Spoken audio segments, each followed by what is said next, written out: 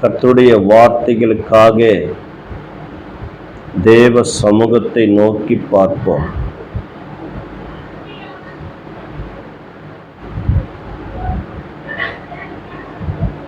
விண்ணிலும் மண்ணிலும் உம்மை தவிர எனக்கு யாருண்டு? இந்த மண்ணுலகில் உம்மை அன்றி வேற விருப்பம் ஏது உண்டு? விண்ணிலும் மண்ணிலும் உம்மை தவிர எனக்கு யாருண்டு?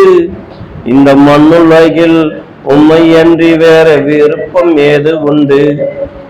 நீர்தானையா என் வாஞ்சையெல்லாம், உம்மைத்தானே நான் பற்றி கொண்டேன்.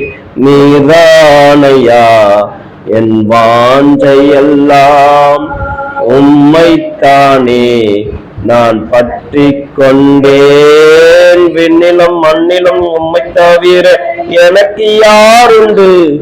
இந்த மண்ணுலகில் உம்மை அன்றி வேற விருப்பம் ஏது உண்டு? பரிசுத்த ஆவியானவரே, நீங்க பேசுங்க. அடியன் ஒன்றும் இல்லப்பா, உங்க பாதத்தில் வைக்கிறேன். கடைசி காலத்துக்கு ஆவியானவரே, நீங்க பேசுகிற வார்த்தைகள் எங்களுக்கு பிரயோஜனமா இருக்கட்டும். உங்க நாம மாத்திரம் மகிமைப்படட்டும். இயேசுவின் நாமத்தில் ஜெபிக்கிறேன் நல்ல பிதாவே, ஆமென். பக்கா ஆண்டவராகிய இயேசுவின் நாமத்தினாலே உங்களை வாழ்த்துகிறேன். கர்த்தர் நல்லவராகவே இருக்கிறார். ஆமென். சொல்லுங்க, கர்த்தர் நல்லவர். சொல்லுங்க, அவர் கிருபை நமக்கு என்றென்றைக்கும், நம் ஜீவன் இருக்கிற வரையிலும் அவர் கிருபை நம்மை சூழ்ந்து கொள்ளும், நடத்தும். அரை மணி நேரம் தேவ சமூகத்திலே நன்றாக துதித்து ஆராதனை செய்து தேவனுடைய நாமத்தை உயர்த்தினோம், மகிமைப்படுத்தினோம், நல்ல ஆராதித்தோம். இப்போது ஆண்டவருடைய வார்த்தைகளை கேட்கப் போகிறோம். இந்த கடைசி காலத்தில் வாழ்ந்து கொண்டிருக்கிற நாம் இனி கிறிஸ்துக்குள் வாழ்கிற வாழ்க்கை தான் பரிசுத்தத்தோடும் தெய்வத்திற்கு முன்பாக பயத்தோடு கூட வாழ்கிற வாழ்க்கை தான் முக்கியமானது. இனி நாம் கிறிஸ்துக்குள் எப்படி இருக்க வேண்டும் என்று நாம் கற்றுக்கொள்ள வேண்டும். தவறினால், ஆயத்தமில்லை என்றால் கைவிடப்படக்கூடிய சூழ்நிலைகள் வரும். ஆகையால் அனுதினமும் நாம் ஜெபித்து தன்னை காத்து கொள்ள வேண்டும், ஆயத்தமாய் இருக்க வேண்டும், பிறரை ஆயத்தப்படுத்த வேண்டும். ஒரு ஆமென் சொல்லமா? அல்லேலூயா. கர்த்தர் நாமத்திற்கு மகிமையுண்டாகட்டும். கடைசி காலம் என்று சொல்லிக் கொண்டிருக்கிறோம். அநேகர் நினைக்கலாம், என்ன எங்களுக்கு வாழக்கூடிய வயது அதிகமாய் இருக்கிறதே, இவர் இப்படி சொல்லுகிறாரே கடைசி காலம் என்று நினைக்கலாம். வேதத்தில் சொல்லப்பட்ட தீர்க்கதரிசன வார்த்தைகள் எல்லாம் நிறைவேறிவிட்டது. இன்னும் ஆண்டவர் இயேசு வரவில்லை. இப்படிதான் நோவாவின் காலத்திலும் 120 ஆண்டு காலமாய் கண்டிப்பாக அவர் பிரசங்கித்து அநேக ஜனங்களுக்கு சொல்லியிருப்பார். ஆண்டவர் சொன்ன வார்த்தை நிமித்தம் அவர் ஒரு கப்பலை செய்து, என் அன்பு பிள்ளைகளே, அநேக ஜனங்களுக்கு சத்தியத்தில் விதைத்து அநேக ஜனங்கள் அவரை கேலி செய்திருப்பார்கள், கிண்டல் அடைத்திருப்பார்கள், அவரை ஏவலட்சமாக பேசியிருப்பார்கள். ஒரு நாள் வந்தது, என் அன்பு பிள்ளைகளே, 40 நாள் இரவும் பகலும் மழை வந்து பூமி விளக்கப்பட்டு சமுத்திரம் பொங்கெழும்பி எவ்வளவு ஒரு முழுக வேண்டுமோ அவ்வளவாய் முழுகி உலகத்தில் இருக்கிற ஜனங்களை கர்த்தர் அழித்து விட்டார். காரணம் என்னவென்றால், கீழ்ப்படியாத ஜனங்களுக்கு முடிவு வந்து கொண்டு இருக்கிறது. அது நோவாவின் காலத்திலும் நடந்தது. ஒரு ஆமென் சொல்லுமா? என் அன்பு பிள்ளைகளை, ஆபிரகாமின் காலத்திலேயும் சோதம் பட்டணத்தை பாவத்தில் நிரம்பி இருந்த, அக்கிரமத்தில் நிரம்பி இருந்த ஜனத்தையும் அந்த பட்டணத்தையும் இன்றைக்கு உலக வரைபடத்திலே மேப்பிலே அந்த பட்டணம் காணப்படவில்லை. கர்த்தருடைய அக்கினியால் அந்த பட்டணத்தை சுட்டெரித்தார். ஒரு ஆமென் சொல்லமா? அல்லேலூயா. கர்த்தர் நாமத்திற்கு மகிமுண்டாகட்டும். எரேமியா தீர்க்கதரிசியின் காலத்திலே அவர் எவ்வளவோ சத்தியத்தை சொல்லி எச்சரித்தார். பாபிலோன் தேசத்தின் ராஜா வந்து இஸ்ரவேல் பட்டணத்தை அடியோடு கூட எடுத்துக்கொண்டு போக போகிறான், நீங்க தேவ சமூகத்துக்கு திரும்புங்கள் என்று சொல்லும் போது ஒருவனும் கேட்கவில்லை. அந்த இஸ்ரவேல் ராஜாவும் எரேமியா பிடித்து அவரை என்னென்ன பண்ண வேண்டுமோ அவருக்கு விரோதமாய் பண்ணினார்கள். ஒரு நாள் வந்தது, ஆண்டவருடைய வார்த்தை தீர்க்கதரிசனமா சொன்ன எரேமியா சொன்ன வார்த்தை நிறைவேறினது. அடியோடு கூட இஸ்ரவேல் தேசம் சுட்டரிக்கப்பட்டு, தேவாலயம் சுட்டரிக்கப்பட்டு, எல்லா ஜனங்களையும் பொருட்களையும் கொள்ளடித்து கொண்டு போய்விட்டான். ஒரு ஆமென் சொல்லமா? அல்லேலூயா. கர்த்தர் நாமத்திற்கு மகிமை உண்டாகட்டும். அப்படியே நடந்தது. என் அன்பு பிள்ளைகளே, பழைய ஏற்பாட்டு காலத்துக்கும் புதிய ஏற்பாட்டு காலத்துக்கும் 400 ஆண்டுகள் இருளடைந்து போய் வாழ்ந்து கொண்டிருந்த பாவம், இச்சை, அக்கிரமங்கள், அநியாயங்கள் நடந்து கொண்டிருந்த காலத்திலே, அரசாங்கம் பயங்கரமாய் இருந்த காலத்திலே, ஜனங்கள் தத்தளிப்பு இருந்த காலத்திலே, அந்த 400 வருஷம் இருளடைந்த நாட்களிலே ஜனங்கள் எல்லாம் மேசியா வருவார் வருவார் வருவார் என்று நினைத்து கொண்டிருந்த நாட்களிலே எங்களுக்கு விடுதலை கொடுப்பார், எங்களுக்கு ரட்சிப்பை கொடுப்பார், அவர் ஆளுகை செய்வார் என்று சொல்லிக் கொண்டிருந்த நாட்களிலே இயேசு, அதாவது உலகத்தில் மையமான எருசலேமிலே இயேசு பிறந்தார். 33 வருஷம் பூமியிலே இருந்தார்.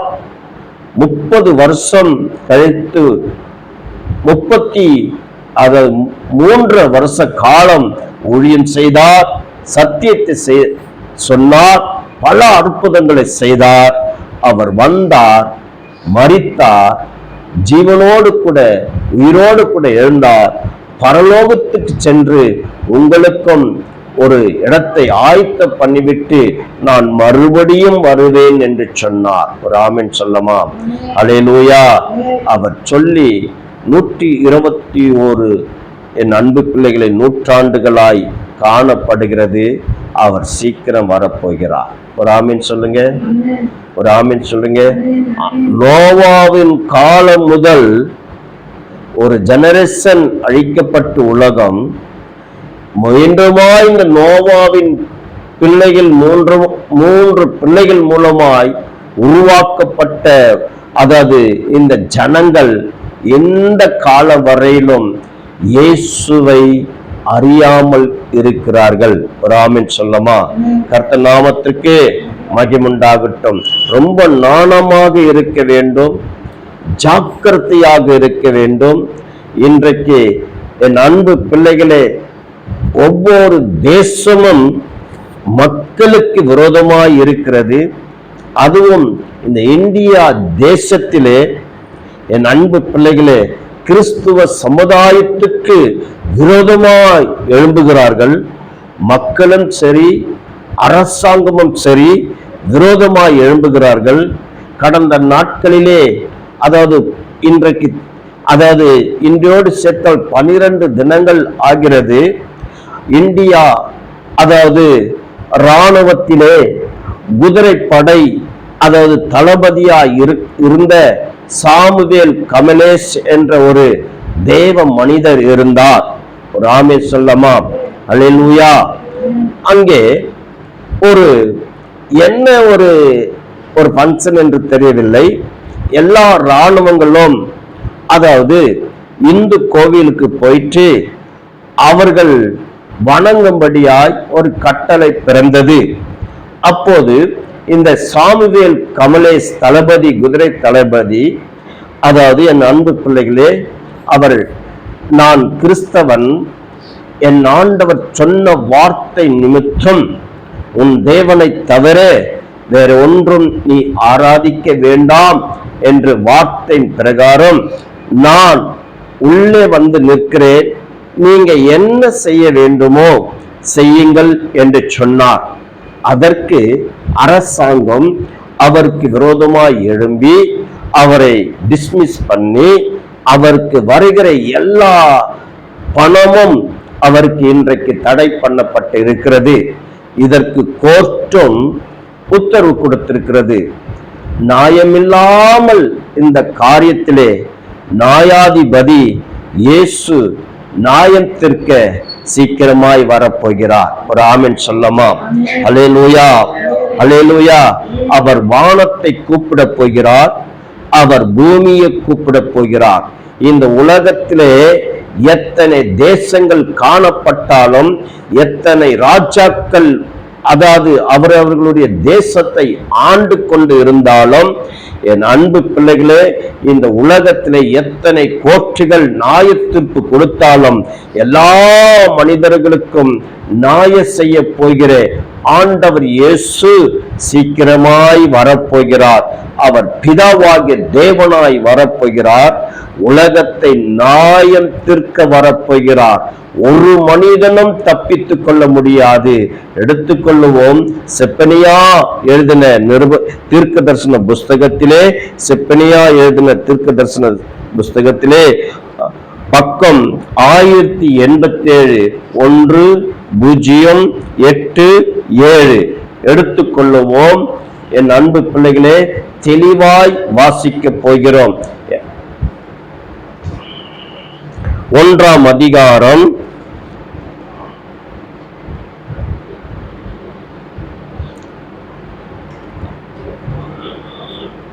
14வது வசனத்தை வாசிக்கலாம்.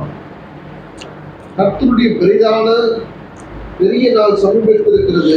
கர்த்தருடைய பெரிய நாள் சமீபித்திருக்கிறது.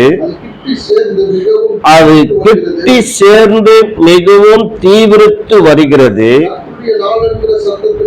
கர்த்தருடைய நாள் என்கிற சத்தத்திற்கு பராக்கிரமசாலி முதலாய் அங்கே மனம் கசந்து அலறுவான். ஒரு ஆமென் சொல்லுங்க. அல்லேலூயா. வேதத்திலே இப்படியாய் காணப்படுகிற இந்த வார்த்தைகள், என் அன்பு பிள்ளைகளே, முதல் தமிழ் எழுத்து வந்த இந்த வேதாகம் மாத்திரம்தான். அதற்கப்புறம்தான் சில புஸ்தகங்கள் வந்தது.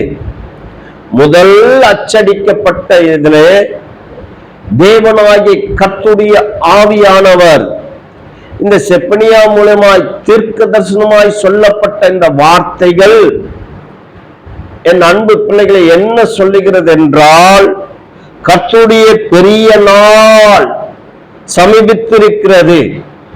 கர்த்தருடைய பெரிய நாள் சமீபித்திருக்கிறது. அது கிட்டி சேர்ந்து மிகவும் தீவிரித்து வருகிறது. கர்த்தருடைய நாள் என்கிற சத்தத்துக்கு பராக்கிரமசாலி முதலாய் அங்கே மனம் கசந்து அலறுவான் என்று சொல்லப்படுகிறது. இன்றைக்கு சட்டங்கள் மாறுகிறது, பரிசுத்தவான்களை ஏவலவச்சம் பண்ணி நடத்துகிறார்கள். என் அன்பு பிள்ளைகளே, ஆனால் கர்த்தருடைய பெரிய நாள் வரும்போது அன்றைக்கு யாரெல்லாம் நான் தான் சட்டம், நான் தான் பேசுகிற வார்த்தைகள், அதாவது கீழ்ப்படைய வேண்டும் என்று சொல்லுகிற இன்றைக்கு அந்த நாட்களிலே மனம் கசந்து அலறப் போகிற ஜனங்கள் பயங்கரமாயிருக்கும் என்று வேதம் சொல்லுகிறது. ராமன் சொல்லமா? ஹல்லேலூயா. ஒரு மனிதனும் தப்பிக்க முடியாது. தீர்க்க தரிசனமாய் சொல்லப்பட்ட இந்த வார்த்தைகள் மனம் கசந்து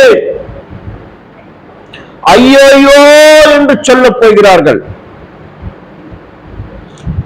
அலறப் போகிறார்கள்.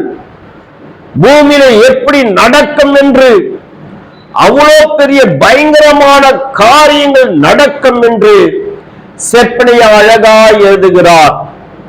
அவர் எப்படி எழுதுகிறார்? என் அன்பு பிள்ளைகளே, பராக்கிரமசாலிகள் பராக்கிரமசாலிகள் எங்கே இருப்பார்கள் என்றால், என் அன்பு பிள்ளைகளே, ராணுவத்தில் தான் இருப்பார்கள். அதற்கப்புறம் சிலர் பூமியிலே மற்ற காரியங்கள் செய்கிறவரும் இருப்பார்கள். ஆனால் அந்த பெரிய நாள் சமீபத்திருக்கிறது, கிட்டி சேர்ந்து மிகவும் தீவிரத்து வருகிறது. ஒருவனும் தப்புவிக்க முடியாது. ஒரு ஆமென் சொல்லமா? அல்லேலூயா. உலகத்துக்கே ஒரே ஆட்சி, அண்டி கிறிஸ்து ஆட்சி 7 வருஷம் வரப்போகிறது. அந்த ஆட்சிக்கு முன்பாக இந்த உலகத்தில் இருக்கிற எல்லா ராஜாக்களும் அடிமையாவார்கள். அவன் சொல்லுகிற காரியம்தான் நிறைவேறும். ஒரு ஆமென் சொல்லமா? அல்லேலூயா. அந்த நாளிலே ஒரு பணத்துக்கு ஒரு படி கோதுமை தான் கிடைக்கும். அப்போது எப்படி ஜனங்கள் அலறுவார்கள் என்று நாம் நினைக்க வேண்டும். ஒரு ஆமென் சொல்லமா? ஹல்லேலூயா. கர்த்தர் நாமத்திற்கு மகிமை உண்டாகட்டும். அந்த நாள் எப்படி இருக்கும் என்று 15வது வசனத்திலே வாசிக்கலாம். அந்த நாள் உக்கிரத்தினால் அப்படின்னு இல்லைங்க, கர்த்தருடைய உக்கிரத்தினால், பயங்கரமான கோபம். ஆமென் சொல்லுங்க. கோபம் வேற, உக்கிரத்தின் கோபம் வேற. அப்போ எரிச்சலின் தேவனாகிய கர்த்தர் வந்து அப்படியே பார்க்கும்போது உக்கிரத்தின் நாள் பயங்கரமாய் காணப்பட போகிறது. ஒரு மனிதனும் அந்த நாளிலே தப்புவிக்க முடியாது. நான் தான், என் அரசாங்கம் தான் பெரியது என்று சொல்ல முடியாது. நான் தான் பலசாலி என்று சொல்ல முடியாது. அந்த நாளிலே உக்கிரத்தின் நாளாய் காணப்படுகிறபடினால் மனிதர்கள் இந்த பூமி என்ன ஆகும் என்று பயங்கரமாய் எழுதப்பட்டிருக்கிறது. வாசிப்போம். அது இக்கட்டும் இடுக்கமான நாள், அது அழியும் பல்கடிப்புமான நாள், அது இருளும் அந்தகாரமான நாள், அது மம்பும் மந்தாரமான நாள். என் அன்பு பிள்ளைகளே, இந்த பூமியில இருக்கிற எல்லா இயற்கை சம்பவங்களும் தேவன் எதெல்லாம் உண்டாக்குனாரோ எல்லாம் இருளடைய போகிறது. ஒரு ஆமென் சொல்லுங்க. மனிதனால் என்ன செய்ய முடியும்? இன்றைக்கு விஞ்ஞானிகள் மழை வருகிறது என்று சொல்லுகிறார்கள். இன்றைக்கு விஞ்ஞானிகள் பூமி அதிர்ச்சிகள் வருகிறது என்று சொல்லுகிறார்கள். இன்றைக்கு விஞ்ஞானிகள் அதாவது சுனாமி வரும் என்று சொல்லுகிறார்கள். அது ஆராய்ச்சி பண்ண சொல்லுகிறார்கள். அதற்கு முன்பாக அரசாங்கம் முன் ஜாக்கிரதையாக இருக்கிறது. அதை காட்டிலும் தேவனுடைய உக்கிரத்தினால் வரும்போது பூமியில பயங்கரமான சம்பவங்கள் நடக்கும் என்று வேதம் சொல்லுகிறது. ஒரு ஆமென் சொல்லமா? அல்லேலூயா. அது எப்படி நடக்க போகிறது என்றால் 2வது வசனத்தை வாசிக்கலாம். தேசத்தில் உண்டானதை எல்லாம் முற்றிலும் வாரிக்கொள்வேன் என்று கர்த்தர் சொல்லுகிறார். ஒரு ஆமென் சொல்லுங்க. அல்லேலூயா. தேசத்திலே எல்லாம் முற்றிலும் கிழக்கு மேற்கு வடக்கு தெற்கு மூல முடக்கு எல்லாம் பகுதியிலும் இருக்கிறதை எல்லாவற்றையும் வாரிக்கொள்ள போகிறார். மனிதனால என்ன செய்ய முடியும்? ராணுவத்தினால் என்ன செய்ய முடியும்? அரசாங்கத்தினால் என்ன செய்ய முடியும்? ஒன்றுமே பண்ண முடியாது. வானத்திலிருந்து அக்கினி கொட்டினால் ராணுவத்தினால் என்ன செய்ய முடியும்? என் அன்பு பிள்ளைகளே, சூரியன் அந்தகாரப்பட்டால் இருளில் என்ன பண்ண முடியும்? சந்திரன் ரத்தமாய் கொட்டினால் என்ன செய்ய முடியும்? நட்சத்திரங்கள் அக்கினியாய் கொட்டினால் என்ன செய்ய முடியும்? பூமியில இருக்கிற எல்லாவற்றையும், தேசத்தில் இருக்கிற எல்லாவற்றையும் அவர் வாரிக்கொள்வேன் என்று சொல்லும் போது மனிதனால் என்ன பண்ண முடியும்?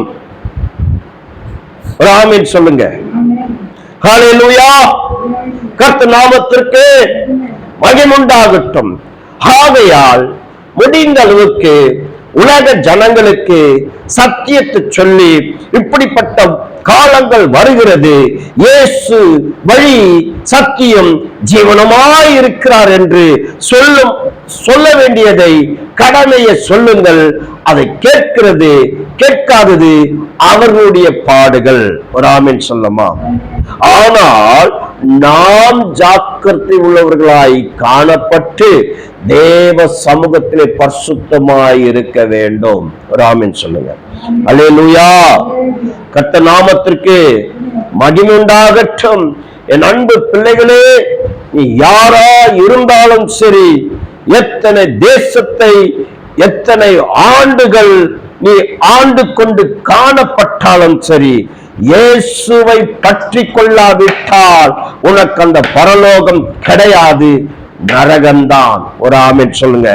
இல்லை என்றால் அடியோடு கூட தேசத்தை உலகத்தை அவர் வாரிக்கொள்வார். கர்த்தருடைய உக்கிரத்தின் கோபம் அந்த நாளில் காணப்படுகிறது. அது தீவிரித்து வருகிறது. ஒரு மனிதனும் தப்பித்துக் கொள்ள முடியாது. ஒரு ஆமென் சொல்லமா? அல்லேலூயா. 16வது வசனத்தை வாசிக்கலாம்.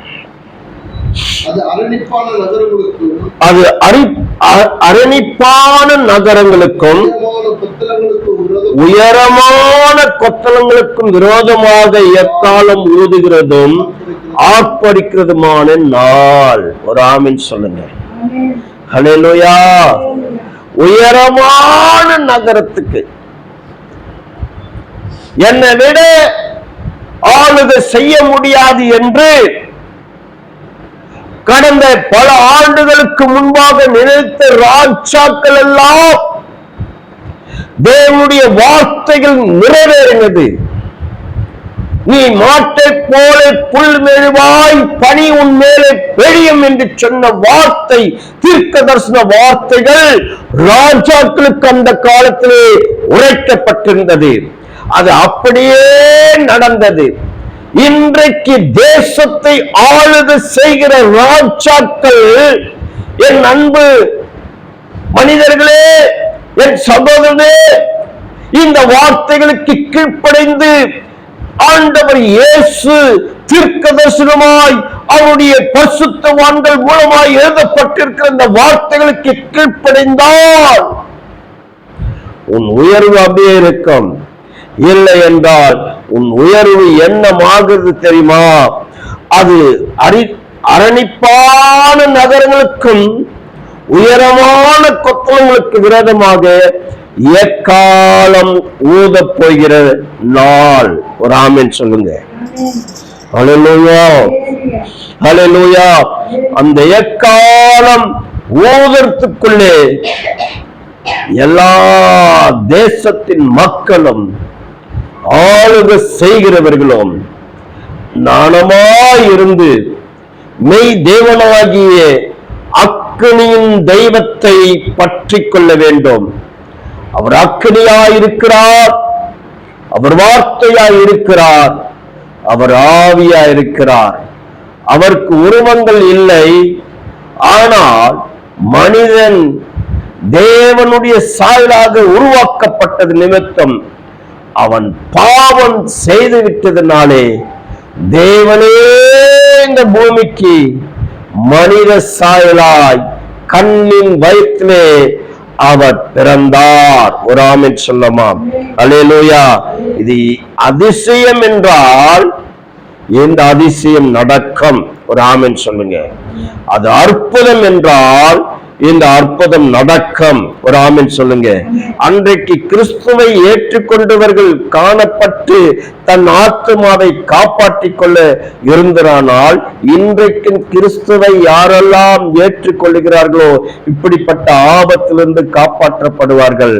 இன்றைக்கு இந்த வார்த்தைகளை கேட்கிற நாம், யூடியூப் மூலமாய் கேட்கிற ஜனங்களே, நீங்களும் இயேசுவை ஏற்றுக்கொண்டு அவர் ஒருவரே வழி, அவர் ஒருவரே சத்தியம், அவர் ஒருவரே ஜீவனுமாய் இருக்கிறார், அவர் ஆராதனைக்குரியவர், அவர்தான் பரலோக ராஜா, அவர் ஒருவரே தேவன், வேற ஒன்றும் இல்லை. ஒரு ஆமென் சொல்லுங்க. அல்லேலூயா. கர்த்தர் நாமத்திற்கு மகிமுண்டாகட்டும். 17 மனுஷர் கர்த்தருக்கு விரோதமாய் பாவம் செய்தபடியால்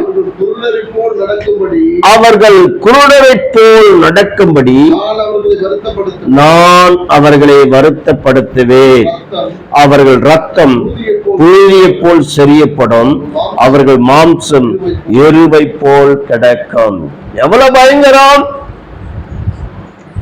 எவ்வளவு பயங்கரமாய் இருக்கிறது இந்த வார்த்தைகள். என் அன்பு பிள்ளைகளே, இது யாரால தடுக்க முடியும்? எந்த தேசத்தினால தடுக்க முடியும்? எந்த பலசாலிகளால தடுக்க முடியும்? எவ்வளவு அழகாய் சொல்லப்படுகிறது. மனுஷர் கர்த்தருக்கு விரோதமாய் பாவம் செய்தபடியால் அவர்கள் குருடரைப் போல் நடக்கும்படி நான் அவர்களை வருத்தப்படுத்துவேன். அவர்கள் ரத்தம் புழுதியை போல் சொரியப்படும், அவர்கள் மாம்சம் எருவை போல் கிடக்கும். ஆமென் சொல்லுங்க. அல்லேலூயா. கர்த்தர் நாமத்திற்கு மகிமை உண்டாகட்டும். எருவை போல் கிடந்தது. சடலங்களை ஒரு குழியாக நோண்டி பல சடலங்களை கொட்டினார்கள். ஆகாயத்து பறவைகள் குத்தி சாப்பிட்டது சடலத்தை, சரீரத்தை. இன்னும் நடக்க போகிறது பயங்கரமான சம்பவங்கள். ஒரு மனிதனாலும் தப்பிவிக்க முடியாது. ஆனால் கர்த்தருடைய வல்லமைக்கு முன்பாக நிற்கத்தக்கவன் யார்? அவர் சொல்லுமாகும், அவர் கட்டளையிட்டால் நிற்கும். அநேக தேசத்தின் ராஜாக்களுக்கு இயேசுவின் வல்லமை, கர்த்தருடைய வல்லமை என்னதென்று தெரியும். ஆமென். அவர் சிவந்த சமுத்திரத்தை இரண்டாக பிளந்த தேவன். சூரியனையும் சந்திரனையும் ஒரு நாள் முழுவதும் நடுவானத்தில் நிப்பாட்டி வைத்தவர்.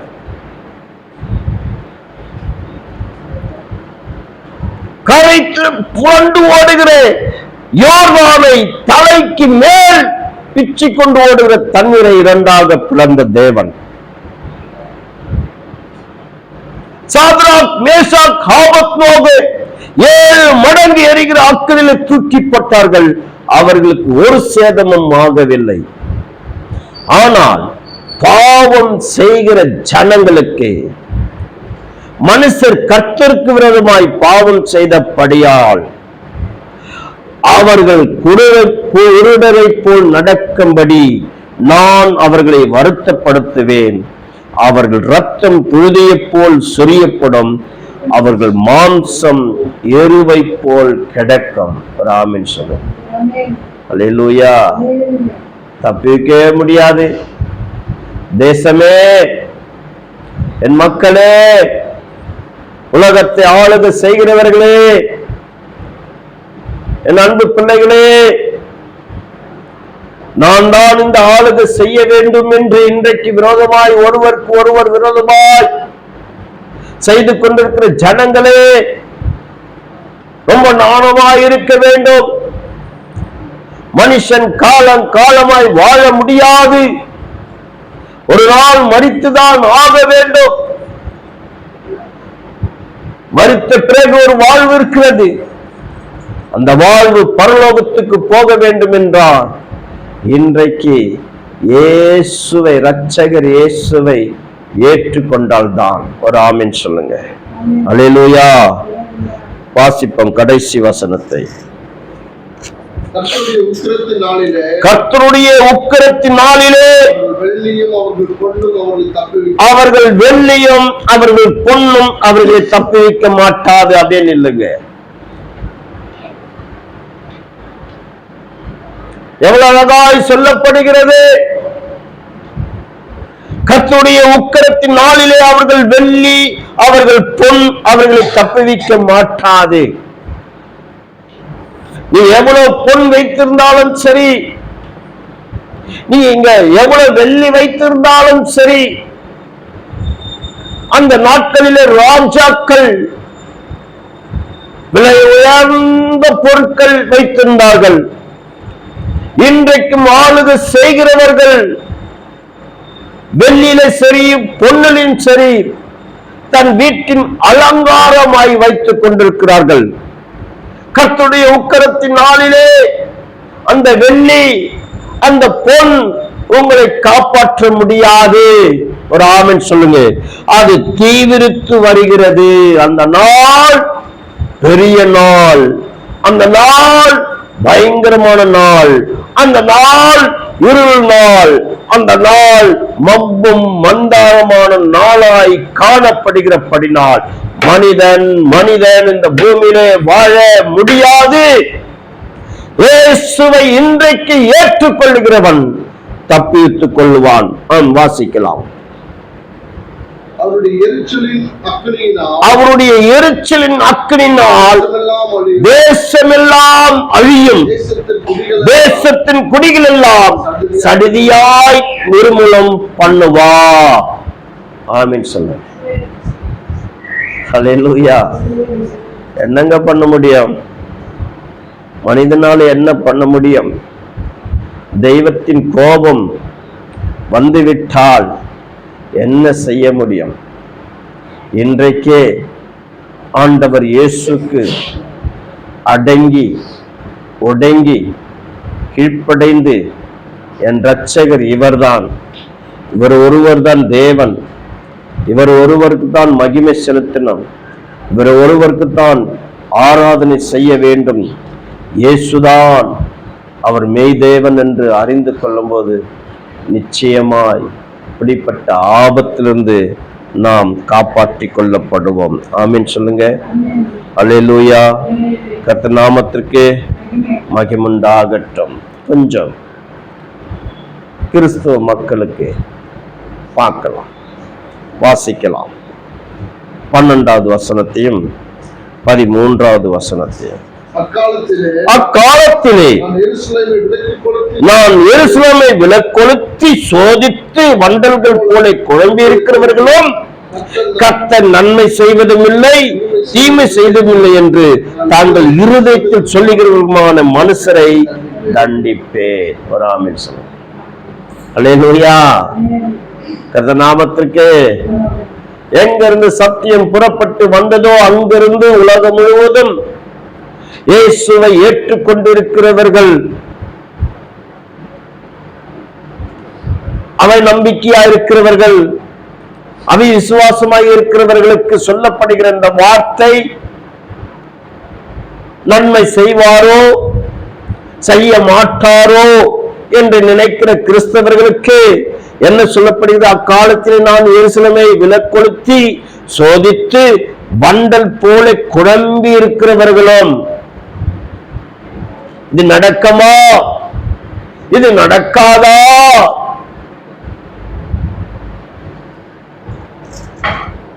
இது நடந்தால் நான் எல்லாவற்றையும் எடுத்துவிட்டு தேவ சமூகத்திலே பரிசுத்தமாயிருப்பேன் என்று எத்தனையோ பேர் வாக்கு கொடுத்திருக்கிறார்கள். ஆமென் சொல்லுங்க. ஹல்லேலூயா. கர்த்தர் நாமத்திற்கு மகிமுண்டாகட்டும். இன்றைக்கு காலத்தில் இருக்கிற 4-5 வயசுக்கெல்லாம் குழந்தைகளுக்கெல்லாம் அறிவு அதிகமாய் இருக்கிறது. ஏன்? ஒரு காலத்துல பிறந்து 1 மாசம் இல்ல 15 நாள் கழிச்சுதான், 1 மாசம் கழிச்சுதான் அப்பா அம்மா தெரியும் குழந்தைகளுக்கு. ஆனால் இன்றைக்கு பிறக்கிற குழந்தைங்களுக்கே அப்படிப்பட்ட நாலேஜ் வந்து விட்டது. ஒரு ஆமென் சொல்லமா? ஹல்லேலூயா. என் அன்பு பிள்ளைகளை, கர்த்தர் நாமத்திற்கு மகிமுண்டாகட்டும். ஒரு பெண் எனக்கு இவன் பிடிக்கவில்லை என்று சொல்லும் போது, இவன் எனக்கு வேண்டாம், எனக்கு திருமணம் ஆகக்கூடாது என்று நினைத்து சொல்லும் போது, அப்படி எனக்கு திருமணம் ஆகாவிட்டால் நான் தெய்வத்திற்கு முன்பாக எல்லா நகையும் எடுத்துக்கொள்ளுவேன் என்று சொன்னாள், எடுத்துடுவேன் என்று சொன்னாள். அவளுக்கு பிடிக்காததுனாலே அவளிடத்துல நேரடியா சொல்லிவிட்டாள், உன்னை பிடிக்கவில்லை என்று சொன்னது நிமித்தம் அவன் போய் என்ன பண்ணிட்டான்? தூக்கு மாட்டின்னு செத்து விட்டான். இன்னமும் அந்த பெண் சபைக்கு போகிறதா இல்லையா என்று தெரியாது. சொன்ன வாக்கு நிறைவேற்றும் இல்லை. இன்றைக்கும் அந்த நகைகளை போட்டுக் கொண்டுதான் இருக்கிறது. இப்படியாய் இங்கு சொல்லப்படுகிற வார்த்தைகள், அக்காலத்தில் நான் எருசலேமை விலக்கொளுத்தி சோதித்து வண்டல் போல குழம்பி இருக்கிறவர்களும் கர்த்தர் நன்மை செய்வதும் இல்லை தீமை செய்வதும் இல்லை என்று தாங்கள் இருதயத்தில் சொல்லுகிறமான மனுஷரை தண்டிப்பார். ஆமென் சொல்லுங்க. ஆமென். எப்படி தண்டிப்பார்? இருக்கிற பரிசுத்தவான்களை எடுத்துக்கொள்வார். இவர்கள் கண்டிப்பாய் கைவிடப்படுவார்கள். கீழே என்ன சொல்லப்படுகிறது? அவர்களுடைய ஆஸ்தி கொள்ளையாகும், அவர்கள் வீடுகள் பாழாய் போகும், அவர்கள் வீடுகளை கட்டியும் அவைகளில் குடியிருக்க மாட்டார்கள், அவர்கள் திராட்சை தோட்டங்கள் நாட்டியும் அவைகளின் பழரசத்தை குடிப்பதில்லை. குழம்பி போயிருக்கிற கர்த்தருடைய ஜனங்களே, கர்த்தர் நன்மை செய்வாரோ தீமை செய்வாரோ என்று இருதயத்தில் நினைத்து கொண்டிருக்கிற ஜனங்களை தண்டித்து அவர்கள் இந்த பூமியில எப்படி காணப்படுவார்கள் என்றால், அவர்களுடைய ஆஸ்தி கொள்ளை போகும். ஒன்று. இரண்டாவது, அவர்களுடைய வீடுகள் பாழாய் போகும். மூன்றாவது, அவர்கள் வீடுகளை கட்டியும் அவைகளில் குடியிருக்க மாட்டார்கள். 4, அவர்கள் திராட்சை தோட்டங்களை நாட்டியும் அவைகளின் பழரசத்தை குடிப்பது இல்லை. ஒரு ஆமென் சொல்லுங்க. அல்லேலூயா. இது யாருக்குங்க? யாருக்கு? உண்மையா இருக்கிற கர்த்தருடைய பிள்ளைகளுக்கு இல்லை, அவிவிசுவாசமா இருக்கிற ஜனங்களுக்கு. கர்த்தர் நன்மை செய்வாரோ தீமை செய்வதும் இல்லை நன்மை செய்வதும் இல்லை என்று குழம்பி போயிருக்கிற ஜனங்களுக்கு இப்படிப்பட்ட ஆசீர்வாதங்கள் உனக்கு காணப்பட்டாலும் அதிலே அனுபவிக்க முடியாத காலங்கள் தீவிரித்து வருகிறது. நாணமாய் இருந்து ஜாக்கிரதையாய் இருந்து தெய்வத்தை பற்றி கொள்ளுங்கள். இப்படிப்பட்ட ஆபத்திலே நாம் விலக்கி காத்து கொள்ள வேண்டும் என்றால் இன்றைக்கு முழு உள்ளத்தோடு கூட இயேசுவை விசுவாசித்து அவர் ஒருவருக்கு மாத்திரம் ஆராதனை செய்து, உலக ராஜாக்கள் தேவன் ஒருவர்தான், இயேசு ஒருவர்தான் தேவன் என்று நினைத்து ஆட்சி ஆளுகை செய்யும் போது நீர் ஒருவர் மாத்திரம்தான் ஆட்சி செய்ய முடியும். வேற ஒருவனும் உன் ஆட்சிக்கு குறுக்கிட முடியாது.